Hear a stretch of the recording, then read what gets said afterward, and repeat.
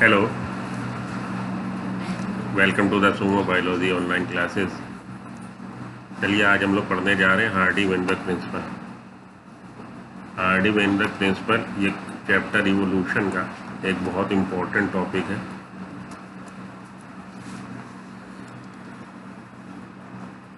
Chapter evolution का ये बहुत ज़्यादा इम्पोर्टेंट टॉपिक है और इससे आपको एक क्वेश्चन मिलने की पूरी उम्मीद रहती है। तो हम लोग इसको आखिरी में आके लास्ट ईयर के भी प्रीवियस ईयर के भी हम लोग क्वेश्चन को देखेंगे। इवोल्यूशन से 2 से 3 आपको क्वेश्चन मिलते हैं, जिनमें से एक क्वेश्चन आपको हार्डी वेनबर्ग प्रिंसिपल से मिलने की, जैसे कि मैंने कहा, आपको पूरी उम्मीद रहती है। तो हार्डी वेनबर्ग प्रिंसिपल हम लोग अच्छे से पढ़ेंगे।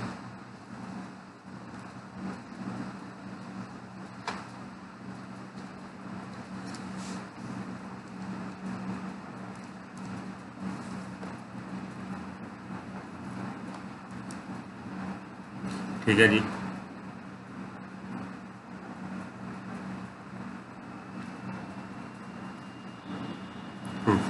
तो हार्डी वेनबर्ग प्रिंसिपल को जो इफेक्ट कर रहे हैं फैक्टर, उनकी भी बात अगर हम करें, factors affecting Hardy Weinberg principle, तो ये आपको सेक्शन जो है एक क्वेश्चन जरूर देता है। और इवोल्यूशन में जो आप लोग के लिए चैप्टर थोड़ा सा ट्रिकी चैप्टर है और आप लोग इसमें उलझ जाते हो, लेकिन अगर आप सिंपल इसको रखेंगे, एनसीईआरटी के हिसाब से पढ़ेंगे, तो क्वेश्चन बिल्कुल आपको आसानी से आएंगे। तो एक तो आपको हार्डी वेनबर्ग प्रिंसिपल पर फोकस करना है, दूसरा आपने इवोल्यूशन ऑफ ऑर्गेनिजम्स पे और ख़ासतौर पे ह्यूमन इवोल्यूशन को ज़रूर ध्यान से पढ़ना है इस वाले चैप्टर में, और एडेप्टिव रेडिएशन। ये 3 टॉपिक आपके बहुत हॉट टॉपिक है, एडेप्टिव रेडिएशन, ह्यूमन इवोल्यूशन और हार्डी वेनबर्ग। हालांकि evolution chapter as a whole आपको एनसीईआरटी पूरी ध्यान से पढ़नी है, लेकिन इन 3 पे तो आपको मेन फोकस रखना ही है। विराट कोहली, रोहित शर्मा और अपने पुजारा, यही है ये तीन आपको स्कोर करके जरूर देंगे। ठीक है जी। तो हम लोग चलते हैं अगली स्लाइड पे, और हार्डी वेनबर्ग प्रिंसिपल, जैसा कि मैंने बोला, इसी पे फोकस करते हैं इस अपने लेक्चर में। ओके, चलिए हार्डी वेनबर्ग प्रिंसिपल। तो हार्डी वेनबर्ग प्रिंसिपल क्या कह रहा है? इन अ गिवन पॉपुलेशन, अगर हम किसी पॉपुलेशन की बात करें तो सबसे पहले तो पॉपुलेशन क्या होती है? Population is a group of organism of same species, group of organisms of same species residing in a given geographical area at a given point of time। तो एक ही स्पीसीज के जीव जो एक निश्चित जगह पे, एक निश्चित डिफाइंड भूगोलिक भूभाग में रह रहे हैं, जैसे कि मान लीजिए अगर मैं बात करूं कानपुर की, कि कानपुर की पॉपुलेशन कितनी है, तो आपको एरिया डिफाइन करना पड़ेगा कि ये कानपुर है। और अगर यूपी की बात करूं तो आपको यूपी डिफाइन करना पड़ेगा, और अगर इंडिया की बात करूं तो आपको इंडिया डिफाइन करना पड़ेगा। तो एक डेफिनेट जियोग्राफिकल एरिया में, वेल डिफाइंड जियोग्राफिकल एरिया में, एट अ पर्टिकुलर टाइम, किसी एक निश्चित समय पर, जैसे कानपुर की पॉपुलेशन 2021 में, हमें बताना पड़ेगा किस ईयर की बात हो रही है, 2011 की या 2001 की। तो एक निश्चित भौगोलिक भूभाग में एक निश्चित समयावधि में, निश्चित समय पे, वहाँ पे जो ग्रुप मिल रहा ऑर्गेनिज्म का, जीवों का जो समूह मिल रहा है जो एक ही स्पीसीज के हैं, उसको हम लोग बोलते हैं पॉपुलेशन। ठीक है जी। Population in a given population, in a given population,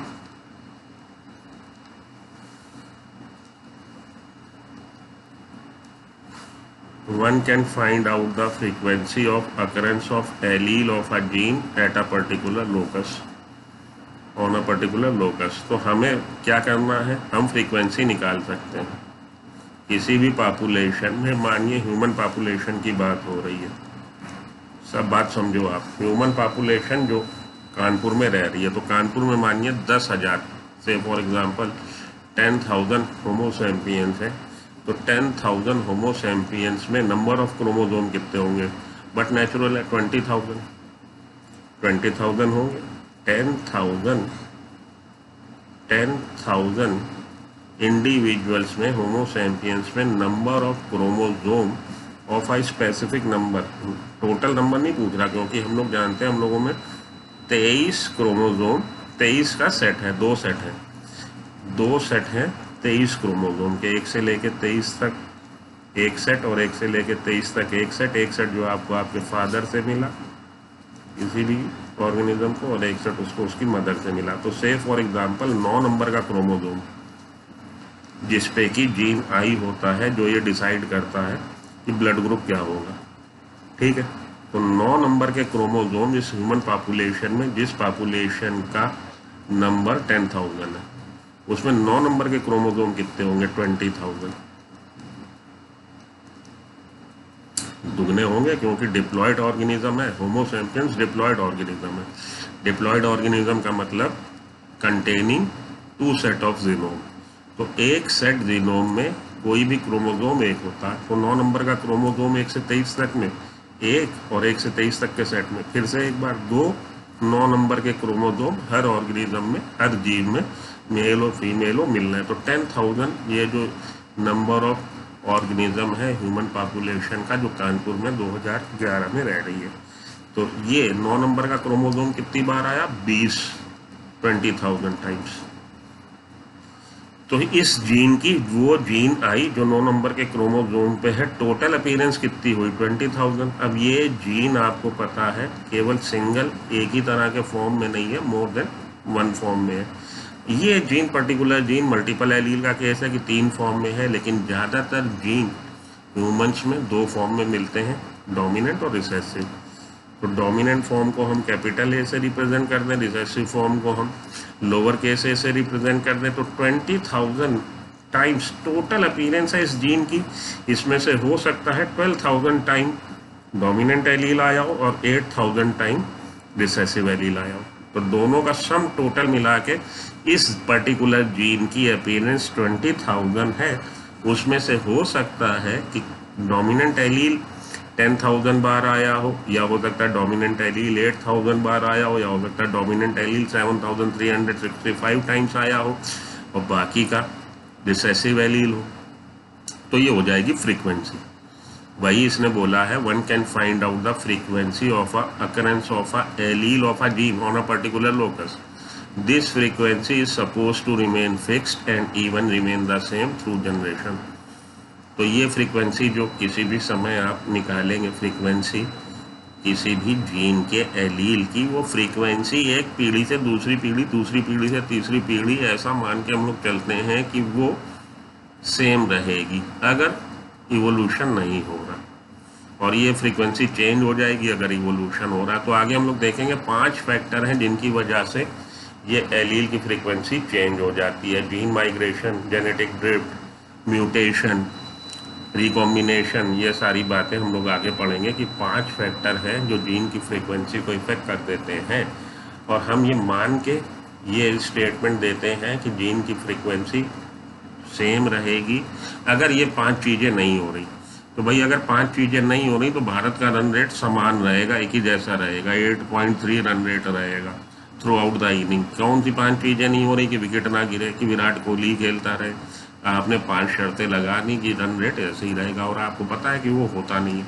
wicket भी गिरती है और वेदर भी चेंज हो रहा है, बॉलर भी चेंज हो रहा है, बैट्समैन भी चेंज हो रहा है, तो रन रेट चेंज हो रहा है। इसी तरह से इवोल्यूशन एक कॉन्टिन्यूस होने वाली प्रोसेस है जो हर समय हो रही है। मैं आपसे बात कर रहा हूँ और ह्यूमन लाइफ इवॉल्व हो रही है।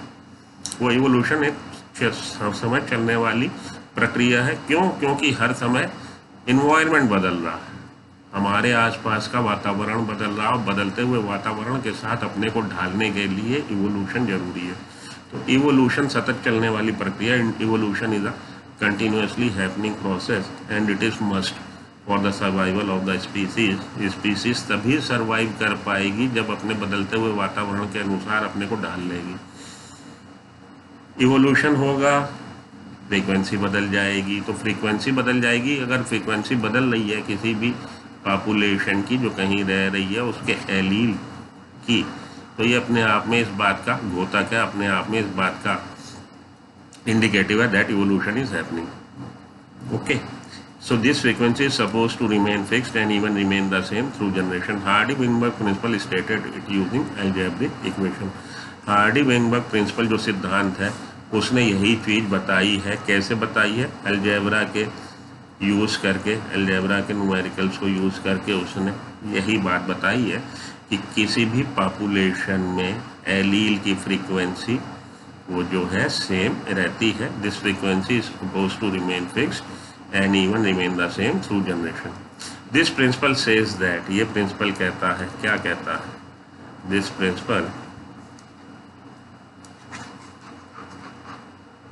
ये प्रिंसिपल कहता है, this principle stated that, हमारा प्रिंसिपल, ये हार्डी-वेइनबर्ग प्रिंसिपल क्या कह रहा है? This principle says that the allele frequency in a population are stable, एक समान रहेगी, स्टेबल रहेगी, and is constant, स्टेबल स्थिर रहेगी, कांस्टेंट रहेगी, उसमें फ्लक्चुएशन नहीं होंगे फ्रॉम जनरेशन टू जनरेशन, एक पीढ़ी से दूसरी पीढ़ी में ये फ्रीक्वेंसी समान रहेगी। The gene pool remains a constant, और जीन पूल भी कांस्टेंट रहेगा। जीन पूल क्या है? Total genes and their allele in a population, total number of genes और उसके एलील किसी भी पॉपुलेशन में जीन पूल कांस्टेंट रहेगा। This is called genetic equilibrium, और हार्डी-वेइनबर्ग प्रिंसिपल को हम लोग जेनेटिक इक्विलिब्रियम भी बोलते हैं। जेनेटिक इक्विलिब्रियम हम उसको बोल रहे हैं कि किसी भी पॉपुलेशन का जीन पूल कांस्टेंट रहेगा, वो है जेनेटिक इक्विलिब्रियम। फिर से सुन लीजिएगा, मैंने अभी जो बात बोली थी उसका गलत मतलब ना निकाल लीजिएगा। Gene pool remains a constant, gene pool total number of genes और देयर एलील किसी भी पॉपुलेशन में ये कांस्टेंट रहते हैं, और इसी को हम जेनेटिक इक्विलिब्रियम बोलते हैं। Sum total of all the allelic frequency is 1, sum total कुल जमा जो पूंजी है, कुल जमा पूंजी डोमिनेंट एलील और रिसेसिव एलील की मिला के वो कितनी होगी? 1 होगी। The sum total of all the allelic frequency, all the allelic frequency का मतलब है डोमिनेंट एलील की फ्रीक्वेंसी और रिसेसिव एलील की फ्रीक्वेंसी, वो उनका कुल जमा जो है वो कितना रहेगा? 1 रहेगा। ठीक,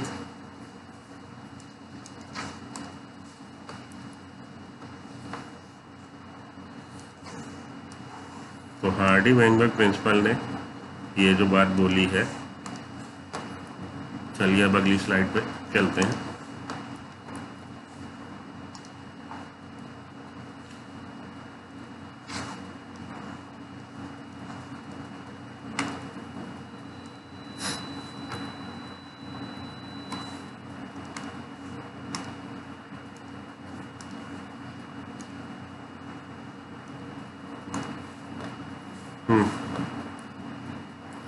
Individual frequencies, for example,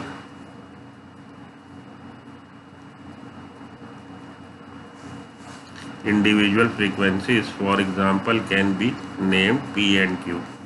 In a diploid organism, P and Q represent the frequency of allele A and lowercase allele A. देखिए, हम लोगों ने बोला कि एलील फ्रीक्वेंसी जो है उसका सम टोटल कितना रहेगा? उसका सम टोटल रहेगा 1। ठीक है, ये बात तो हम लोगों ने बोल दी। तो इंडिविजुअल फ्रीक्वेंसी, लेकिन व्यक्तिगत तौर पे अगर हम देखें, individual frequency for example can be named as, तो डोमिनेंट एलील की फ्रीक्वेंसी,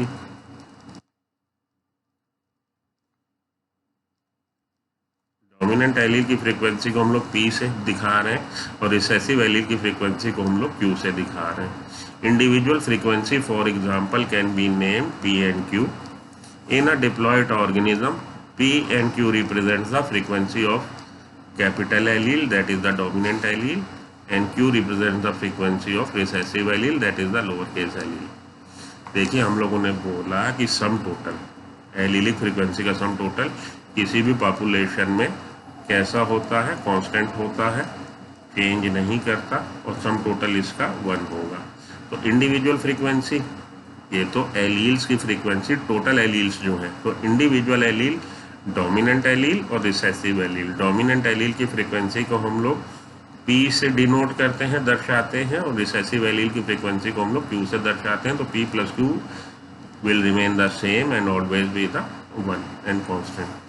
तो ये हो गई बात हमारी फ्रीक्वेंसी के बारे में। और फ्रीक्वेंसी क्या होती है कि कितनी बार वो जीन या एलील उस पॉपुलेशन में अपीयर हुआ है, वो होती है फ्रीक्वेंसी।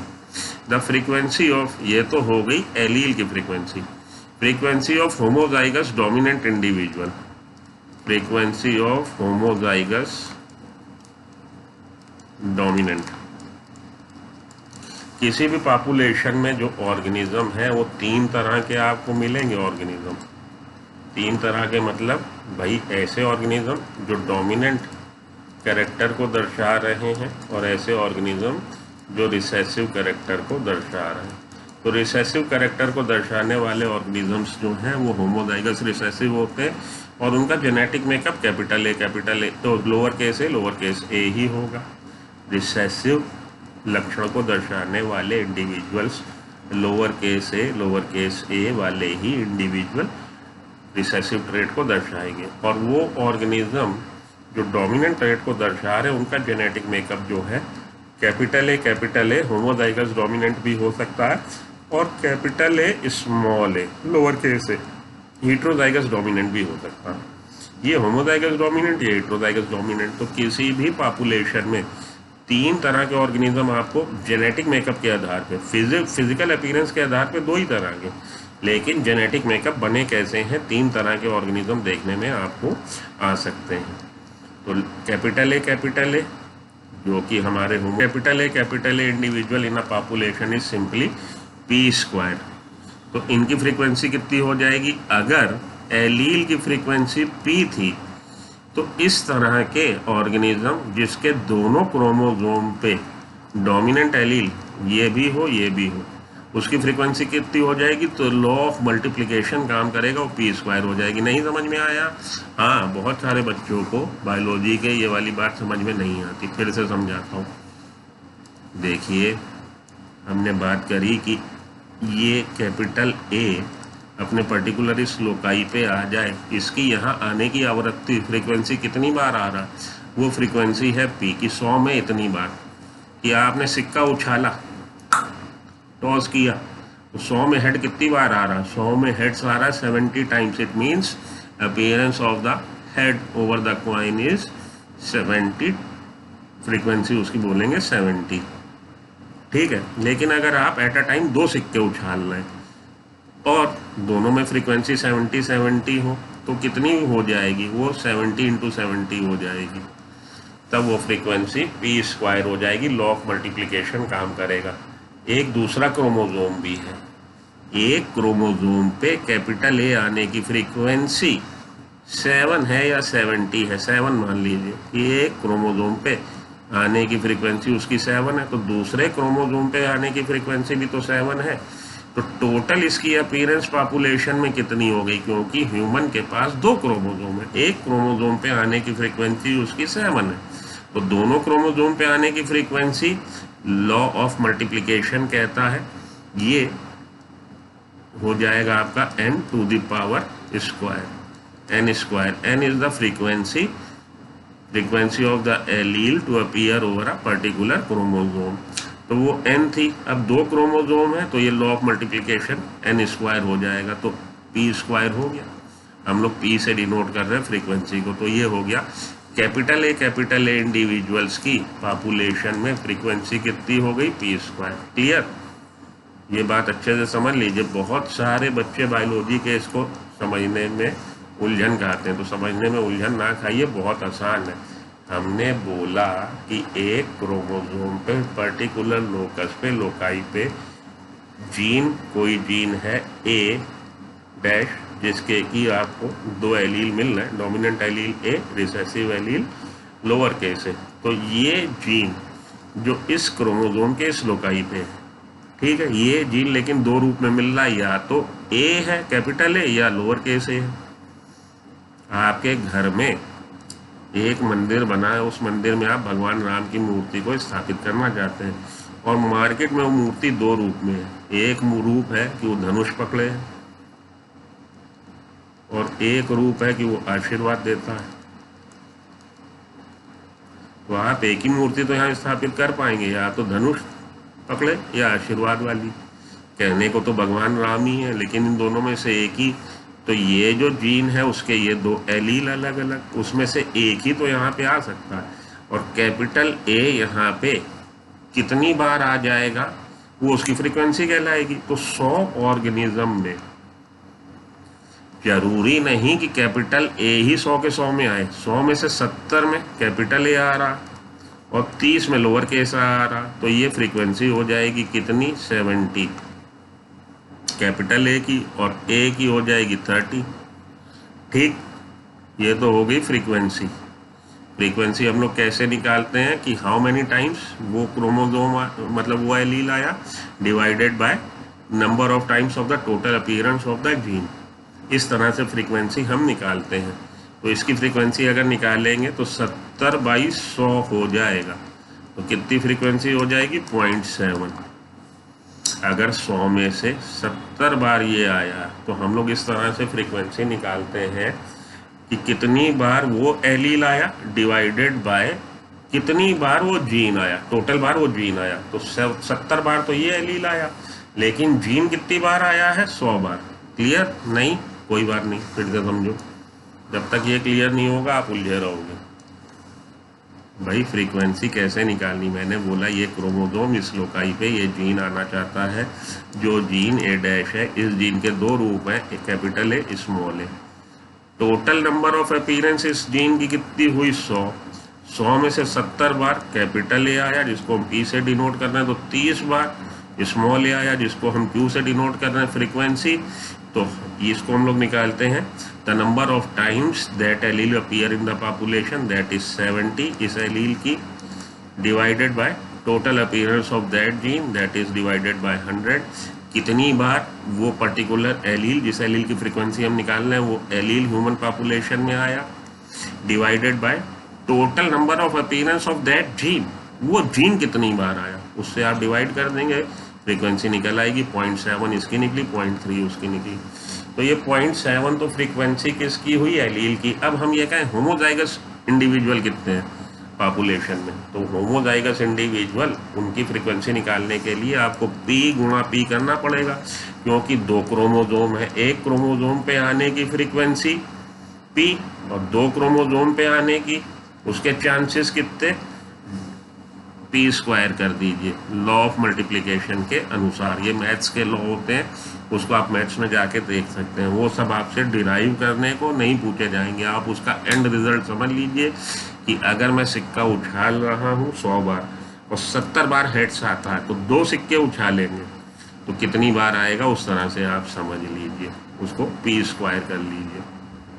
ठीक, P² हो गया। P² से आपकी फ्रीक्वेंसी निकल आएगी होमोजाइगस इंडिविजुअल की, और Q² से फ्रीक्वेंसी निकल आएगी होमोजाइगस रिसेसिव की। ठीक है, यही आप थोड़ा सा कॉन्सेप्ट यहाँ डेवलप कर लेंगे तो आपको हार्डी-वेनबर्ग प्रिंसिपल में कहीं भी कोई दिक्कत नहीं होगी।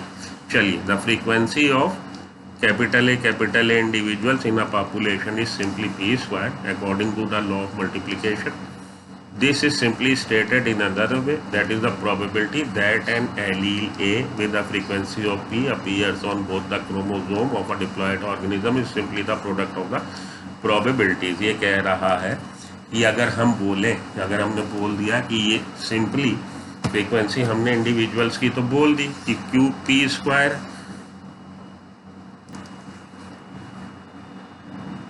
हाँ जी, तो फ्रीक्वेंसी तो हमने बोल दी कि इंडिविजुअल की फ्रीक्वेंसी जो है होमोजाइगस इंडिविजुअल की वो कितनी हो जाएगी, P²। इसको अगर हम आसान शब्दों में हम समझाएं तो हम कहना चाहते हैं प्रोबेबिलिटी, संभावना, दैट एन एलील, उस एलील की संभावना जिसकी की फ्रीक्वेंसी P है, एक क्रोमोसोम पे आने की, तो अपीयर होने की दोनों क्रोमोसोम पे आने की। किसी भी डिप्लॉयड ऑर्गेनिज्म में कोई भी क्रोमोसोम 2 होते हैं, तो दोनों क्रोमोसोम पे आने की फ्रीक्वेंसी कितनी हो जाएगी, उसके लिए सिंपली हमें क्या करना है, हमें उसका मल्टीप्लिकेशन कर देना है। किसका, एक क्रोमोसोम पे आने की जो फ्रीक्वेंसी है उसको आपने उसी से मल्टीप्लाई कर देंगे तो दोनों क्रोमोसोम पे आने की उसकी फ्रीक्वेंसी निकल आएगी, that is the P² simply of. इसी तरह से अगर लोअर केस ए की करें तो उसको भी आप Q × Q कर दीजिए, Q²। और अगर देखा जाए तो ये हेट्रोजाइगस डोमिनेंट की फ्रीक्वेंसी कितनी होगी? This is the binomial expansion of P plus Q square. तो होमोजाइगस इंडिविजुअल्स की हेट्रोजाइगस डोमिनेंट इंडिविजुअल की कितनी हो जाएगी?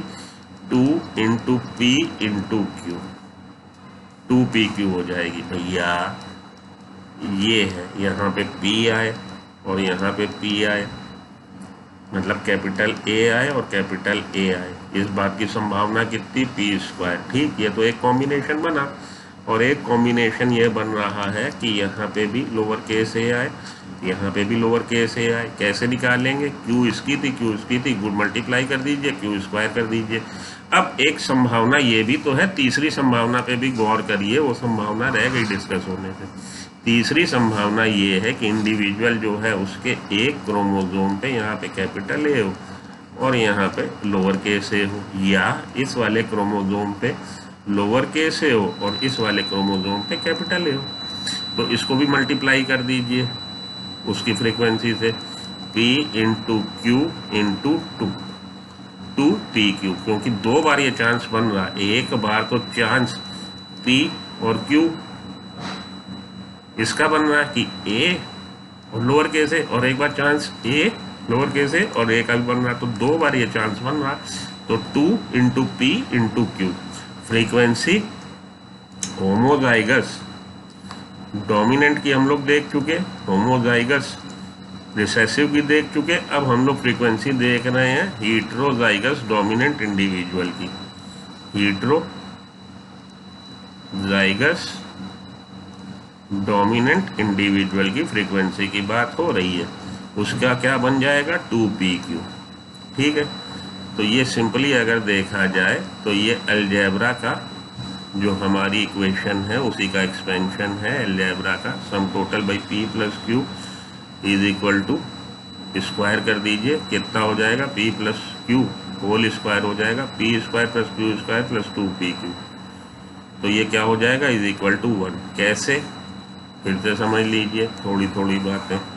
भाई अगर हमने बोला था कि p plus Q is equal to 1 है, सम टोटल रहता है, फ्रीक्वेंसी का सम टोटल हमेशा कांस्टेंट और 1 है। अब इसको आप होल स्क्वायर कर दीजिए और इधर भी होल स्क्वायर कर दीजिए, तो p square plus Q square plus 2pq expand कर दीजिए, इसको एक्सपेंड कर दीजिए, इज इक्वल टू 1। और p plus Q is equal to 1, तो p plus Q is equal to 1। ये तो उन्होंने पहले ही बोला कि ये सम टोटल जो है कांस्टेंट रहता है, स्टेबल रहता है, चेंज नहीं होता।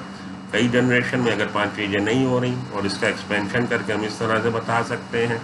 तो एलील की फ्रीक्वेंसी कांस्टेंट रहती है, और ये भी जो इंडिविजुअल्स हैं इनका भी परसेंटेज कांस्टेंट बना रहेगा। होमोजाइगस डोमिनेंट, होमोजाइगस रिसेसिव और हेट्रोजाइगस डोमिनेंट का। ठीक, क्लियर? तो ये थोड़ी सी बातें हैं जो आपको जब आप पढ़ते हो वहाँ पे क्लियर नहीं होती, जो मैंने कोशिश करी आपको क्लियर करने की। उम्मीद करता हूँ क्लियर हुई भी होंगी। चलिए अगली स्लाइड पर चलें। Constant gene frequency, next slide क्या कह रही है? नेक्स्ट स्लाइड कह रही है constant gene frequency over several generation indicate that evolution is not taking place. ये बात ध्यान से समझिए, इवोल्यूशन अगर कांस्टेंट बना हुआ है p plus Q is equal to 1, p की वैल्यू भाई ये तो 1 रहेगा ही रहेगा, लेकिन p 0.7 है, q 0.3 है और ये 1 ही है, इसमें कोई भी चेंज नहीं हो रहा है। ऐसा नहीं हो रहा कि p 0.6 हो जाए, q 0.4 हो जाए या 0.5 हो जाए, चेंज इसमें नहीं मिल रहा। तो इसका मतलब है क्या? कि इवोल्यूशन नहीं हो रहा। In other words evolution occurs when the genetic equilibrium is upset. तो दूसरे शब्दों में हम बोलें इवोल्यूशन तब होता है जब ये फ्रीक्वेंसी चेंज होती है। Evolution is a departure from Hardy Weinberg principle. इस लाइन को भी समझ लीजिए, इसको हम कह सकते हैं इवोल्यूशन क्या है? इवोल्यूशन है कि हार्डी-वेइनबर्ग प्रिंसिपल के सिद्धांत को ना मानते हुए, हार्डी-वेइनबर्ग के बातों को न मानते हुए उसके रास्ते से पथभ्रष्ट हो जाए, अलग हो जाए, ये इवोल्यूशन है। When frequency measured differs from expected value. तो इवोल्यूशन के केस में आपको कैसे आइडिया लगेगा इवोल्यूशन हो रहा? आपको तब आइडिया लगेगा इवोल्यूशन हो रहा जब आप फ्रीक्वेंसी मेजर करेंगे 1 जनरेशन बाद, 2 जनरेशन बाद, 3 जनरेशन बाद। तो जो एक्सपेक्टेड वैल्यू है कि 0.6 प्लस 0.4 इज इक्वल टू 1, तो 2, 3, 4 जनरेशन तक आपको यही मिलने की उम्मीद है कि भाई इवोल्यूशन, लेकिन अब आप देखोगे कि उससे फ्रीक्वेंसी चेंज हो गई, इट मीन्स इवोल्यूशन हो रहा। एक्सपेक्टेड वैल्यू से अगर आपको डिफरेंट मिल रही है frequency, it means evolution is taking place. The difference indicates the extent of evolutionary change. और जितना ज़्यादा वो उससे डिफर हो रहा कि 0.7 था 0.3 हो गया, इसका मतलब है इवोल्यूशन बहुत ज़्यादा हो रहा। 0.7 से 0.61 हुआ तो इसका मतलब है कि इवोल्यूशन का एक्सटेंट उतना नहीं है। एलील फ्रीक्वेंसी के बारे में थोड़ी सी जानकारी, जिसको कि हम ऑलरेडी आपको डिस्कस कर चुके हैं। क्या कह रहा है? Allele frequency refers to how common an allele is in a population. Allele frequency आवृत्ति ये बताता है कि कोई भी एलील किसी पॉपुलेशन में कितना कॉमन है, कितनी ज़्यादा। भाई फ्रीक्वेंसी क्या बता रहा? अगर हम आपसे कहें 50 ओवर हुए, 50 ओवर में 40 ओवर श्रीशांत ने फेंके, तो उसकी फ्रीक्वेंसी बहुत ज़्यादा कॉमन है। It is determined bye counting how many times. तो फ्रीक्वेंसी कैसे निकालते हैं? हम गिनते हैं how many times the particular allele appears in the population. किसी भी पॉपुलेशन में कोई पर्टिकुलर एलील कितनी बार आया, divided by the total number of copy of that gene. और उसको हम भाग दे देंगे कि वो जीन कितनी बार आया है, total number of appearance of that gene, particular gene. भाई जीन का ही तो कोई रूप है एलील। जीन है, मानो हीमोफीलिया का जीन है, हीमोफीलिया जिसकी वजह से हो रहा हीमोफीलिया, तो आपके एक्स क्रोमोसोम पे है। एक नॉर्मल वाले को हम लोग एक्स से डिनोट करते हैं, हीमोफिलिक को हम एक्सएस से डिनोट करते हैं। तो ये कितनी बार आया, ये कितनी बार आया, डिवाइडेड बाय टोटल नंबर, इन दोनों की अपीयरेंस, तो निकल आएगी क्या? फ्रीक्वेंसी। फ्रीक्वेंसी निकालने का तरीका आप समझ गए होंगे। ठीक है, अगली स्लाइड पे चलते हैं। तो देखिए, अब हम लोग देखें नीट क्वेश्चन हम लोग करना चालू करें। अब आप समझ गए हो कि क्या होता है, हार्डी वेंगबर्ग प्रिंसिपल क्या कह रहा। अब यहाँ पे एक क्वेश्चन है, gene locus has two allele capital A small A. If the frequency of a dominant allele is 0.4, then what will be the frequency of homozygous dominant, heterozygous and homozygous recessive individual. तो ये आपके NEET 2019 का question है, आया था, देख लीजिए। Frequency dominant allele की 0.4, तो रिसर्च ये P हो गई। P की वैल्यू दे रखी, तो Q की वैल्यू हम लोग निकाल सकते हैं कैसे? P plus Q is equal to 1, then Q is equal to 1 minus 0.4, 0.6। अब हमको होमोजाइगस इंडिविजुअल की फ्रीक्वेंसी निकालनी। होमोजाइगस इंडिविजुअल क्या हो जाएगा? P square. P स्क्वायर कितना? 0.4 इंटू 0.4, 0.16, 0.16 ये हो गया हमारा। और आपके होमोजाइगस रिसेसिव की होती है Q स्क्वायर, होमोजाइगस रिसेसिव की 0.6, तो ये हो जाएगी 0.36, और उसकी होगी आपकी 2PQ। तो 2PQ निकालने के लिए 2 इंटू 0.6 इंटू 0.4, 0.48, ये हो जाएगी आपकी इनकी। तो ये हमने निकाल ली। अब आंसर क्या है आपका?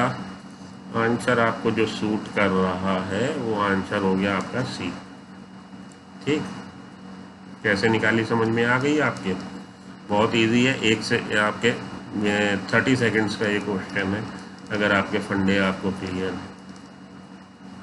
तो ये था आपका क्वेश्चन जो आपसे पूछा गया था 2019 के नीट में। ओके, चलिए नेक्स्ट स्लाइड पे चलें। ठीक है, 2016 के नीट में जो क्वेश्चन आया है हार्डी वेंगबर्ग प्रिंसिपल का, उसको समझ लीजिए। In the year 2016, in a Hardy-Weinberg equilibrium, the frequency of heterozygous individual, heterozygous individual की कैसे निकालते हैं? 2PQ, represented by, आंसर क्या है? 2PQD, D is the right answer। heterozygous individual बहुत इजी है। ये कितनी सेकंड का? 0.10, मेरे ख्याल से आपका 10 सेकंड का ये क्वेश्चन है। आपको 10 सेकंड में क्वेश्चन आप कर सकते हो।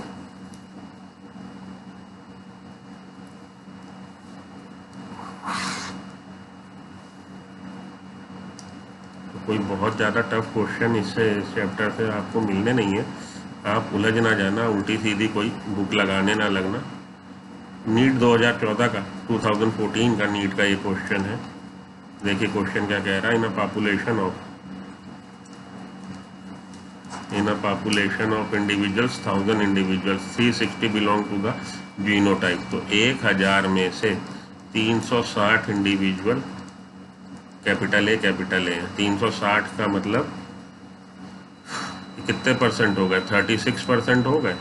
1000 में 360 इट मीन्स 36% इंडिविजुअल। 480 इंडिविजुअल्स कैसे हैं? ए जिनका कि जेनेटिक मेकअप हेटेरोजाइगस डोमिनेंट है। एंड 160 कैसे हैं? 160 आपके ये हैं। तो पी स्क्वायर आपका कितना है? 360। पी कितना निकल आएगा? पी आपका निकल आएगा 60। ये तो हो गई परसेंटेज। तो पी फ्रीक्वेंसी कितनी? 0.6। पी निकल आया। इसी तरह से क्यू निकाल लेंगे आप। क्यू कितना निकलेगा? पी हमारा निकला है 0.6। क्यू कितना हो जाएगा? 0.4। ठीक है। Based on this data the frequency of allele in the population कितनी हुई frequency? 0.6। C is the answer. कैसे? अरे भैया सीधी सी बात है। ए उसने दे रखा है 360। ए किसको डिनोट कर रहा? पी स्क्वायर को। P square 360। तो पी कितना? पी हो जाएगा आपका 60। ये 60 क्या है? परसेंटेज है।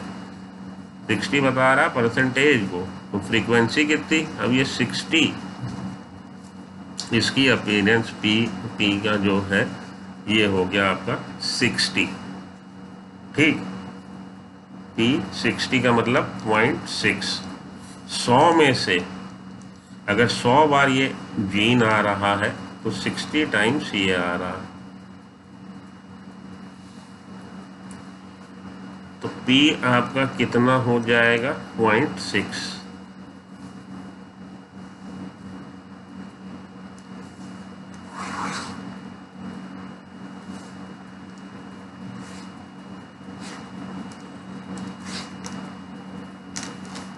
According to the Hardy Weinberg principle, देखिए सोल्यूशन भी देख लेते हैं क्या कह रहा है। According to the Hardy Weinberg principle P square plus 2pq plus Q square is equal to 1। P square is the frequency of homozygous individual. There are 1000 individuals out of 360 belongs to the genotype capital A. P square is equal to 360 divided by 1000. P square is equal to 360 divided by 1000. तो ये हो गया आपका 0.36। 360 बार आया है। Total appearance 1000 बार है। तो ये हो गया 0.36। Then P is equal to 0.6। उसको आप कर लीजिए क्या मैं बोलूँ, या अंडर रूट कर लेंगे। P square is equal to 0.36। Then P is equal to 0.6।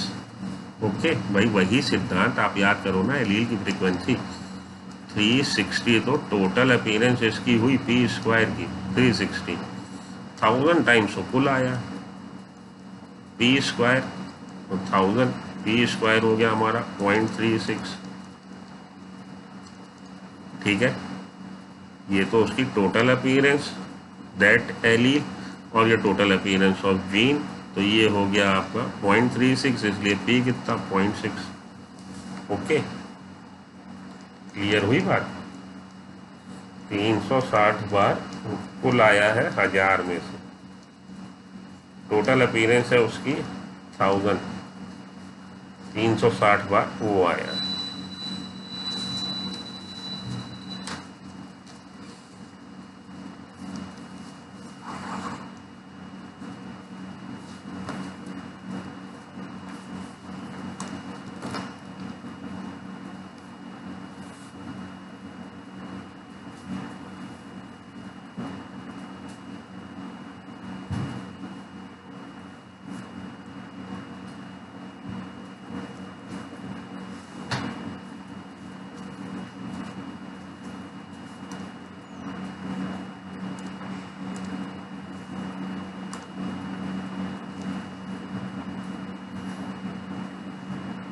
अब यहाँ पे एक क्वेश्चन आपके लिए सैंपल क्वेश्चन है।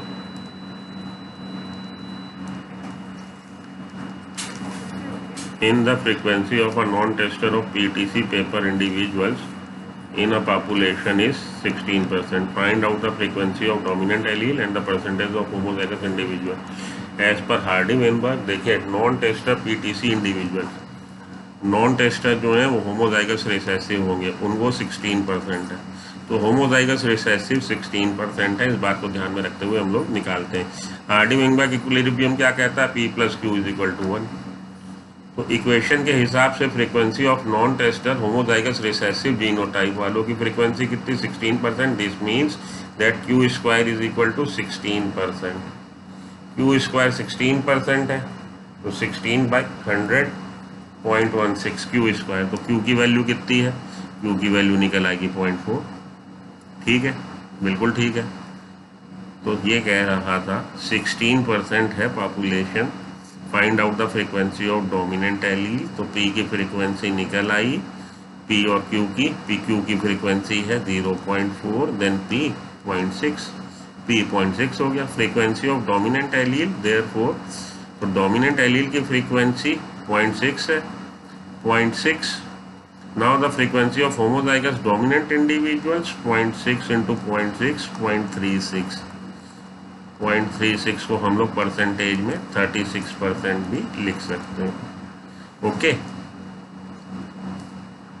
तो ये था आपका हार्डी-वेइनबर्ग प्रिंसिपल और उससे related question.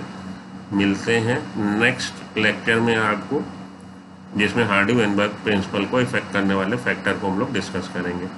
Till then good luck, good bye.